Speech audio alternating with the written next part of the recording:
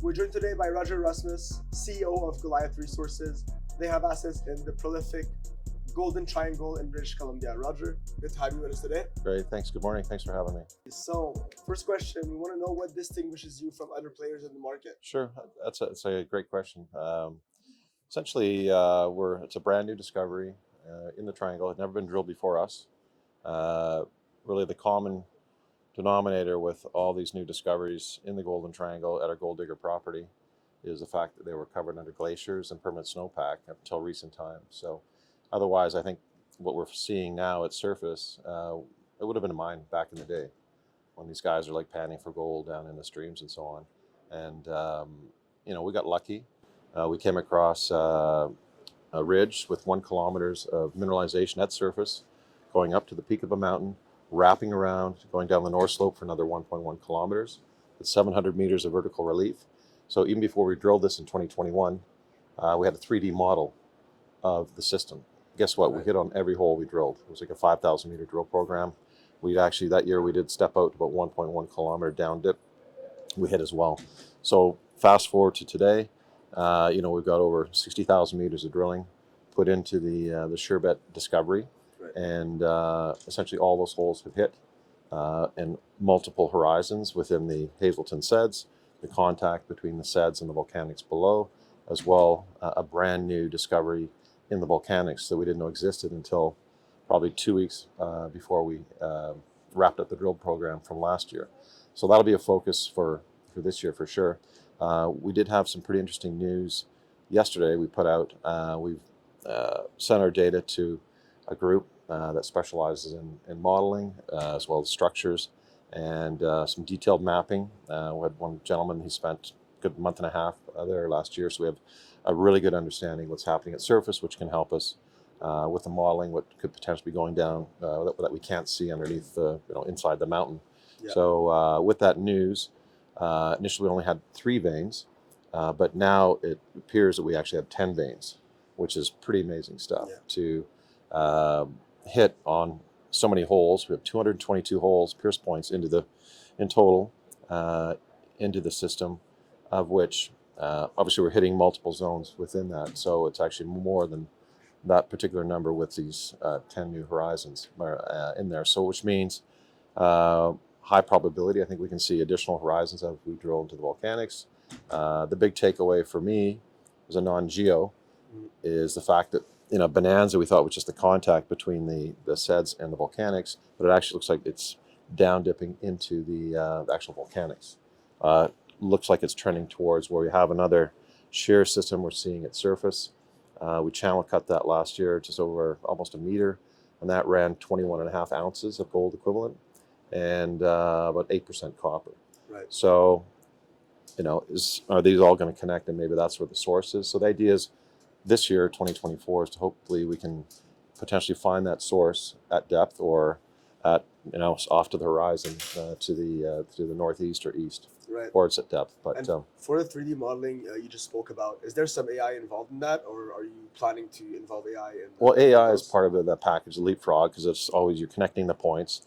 So we do have oriented core as well, so you're able to kind of measure the structures and so on. So it's all connecting the points that this vein kind of continues on, because you can see the same type of orientation on this other drill hole type of thing. So it took quite a bit of time, but going into this year, we've got a much better understanding of what we could expect to be drilling into this year for sure. And should talk about the metallurgy. We've done some really met work. We're getting a 92.2% recovery of the gold with at a 327 micron crush. Right. And essentially what that means is it's very coarse grade type material, not a lot of power required to extract the gold, of that 92.2%, we're getting almost 50% of that is free gold from gravity alone. So what does that mean is a operator of this asset, once it becomes a mine, which I do believe will be a mine one day, they could pour doré bars right on site, which is pretty unique. So no cyanide required, no deleterious material. Of our gold equivalent values, sort of 85-90% is actual gold. Silver is about maybe around 5%, and then the balance is like a copper, lead, and zinc. Okay. Yeah, interesting. Yeah. And you mentioned you're a non-geo. Correct. So what's your background and how did you get into mining? I know there's a lot of CEOs that are geos, so Sure. Yeah. it's Yeah. interesting to know where you come from. Yeah. No, just an entrepreneur, serial entrepreneur all my life, and I started financing companies here in Toronto. I had my own shop for over 25 years.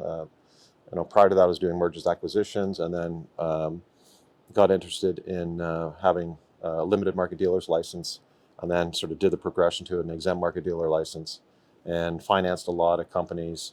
Obviously, being in Canada, there's a lot of resource-based companies, which led to a gentleman I'd financed for over a decade. He showed me these package of rocks, these new, when they're just starting to get, from 20, I guess it was 2017, 2018.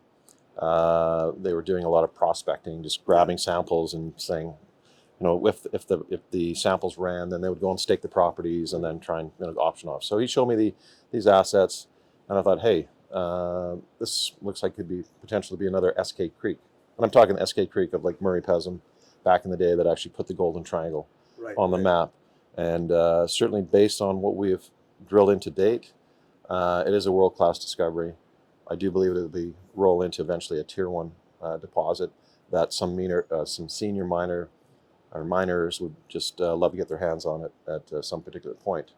In addition to the great metallurgy, asset sits on tidewater. So you can take tidewater barge access down to Prince Rupert, 190 kilometers to the south. You got rail that goes across Canada, or you got a deep sea port that can ship material anywhere in the world. We are located in the town of Kitsault, which is a mining town that was built back in the 80s for the Moly mine. And so we occupy that town every year, houses up to 300 people. So guess what? We're not building a camp every year. The guys have a hot shower, they have their own bed. We got industrial sized kitchen, we've got apartment buildings, we got all sorts of other buildings to house our core and our machinery. So, in my mind, I think we tick all the boxes in relation to infrastructure. Power is 25 clicks away. There's actually the old Dolly Varden access road, which is 7 kilometers to the just to the east. And as far as putting a road in, you can just drive up the valley or put a valley in. So you're building maybe 7 kilometers of road off Dolly Varden access road to get to the site.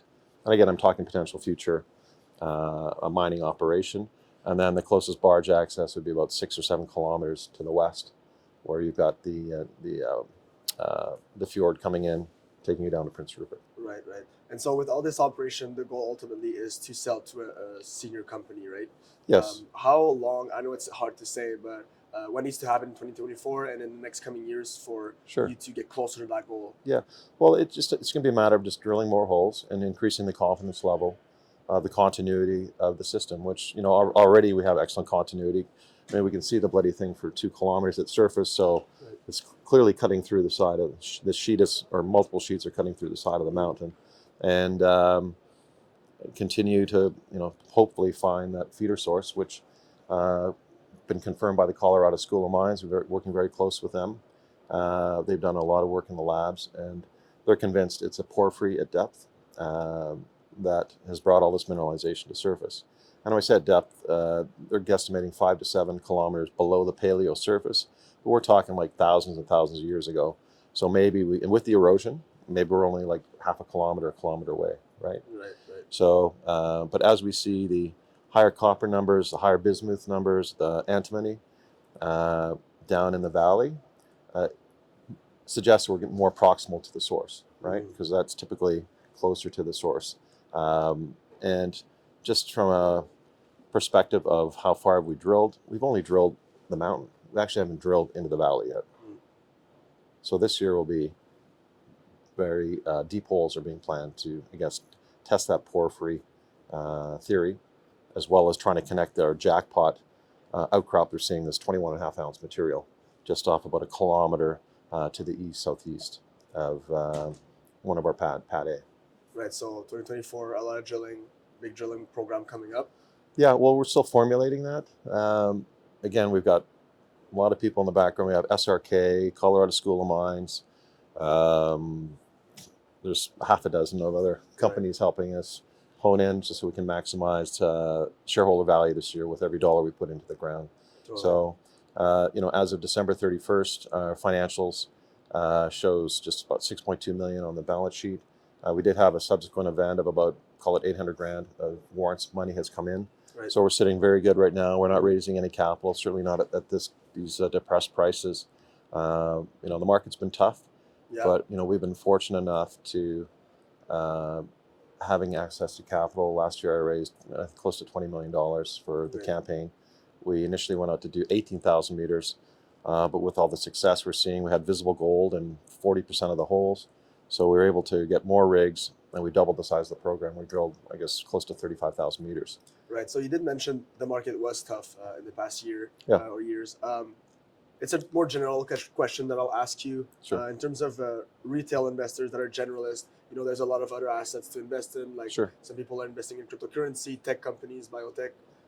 What needs to happen in the mining industry for more eyes to be on these projects and more capital to be raised through just retail investors? Sure. I think we need some winners. If you look at Great Bear Resources, they didn't put a resource out there. They created a lot of value. Got taken up for, I guess, $1.8 billion. So all that money, hopefully, I think some of it certainly went back into the sector. Right. Another recent big one would be, Snowline Gold with $800 million market cap.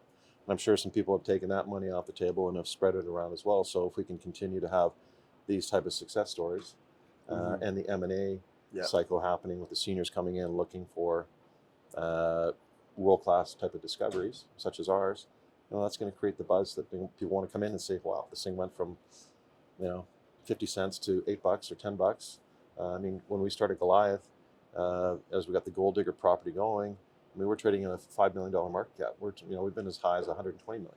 So the people that came in at that level, they had a 10 to 20 bagger based on the warrants and so on and so forth. Right, totally. So so we have been able to attract like Crescat Capital, is one of our largest shareholders. We have Eric Sprott, we've got Rob McEwen, we've got a nice strategic institutional group. It's got just up 10% as well. So again, we're attracting some really good marquee names, and that certainly would, I think, differentiates us from a lot of the other groups that we're seeing down on the floor here.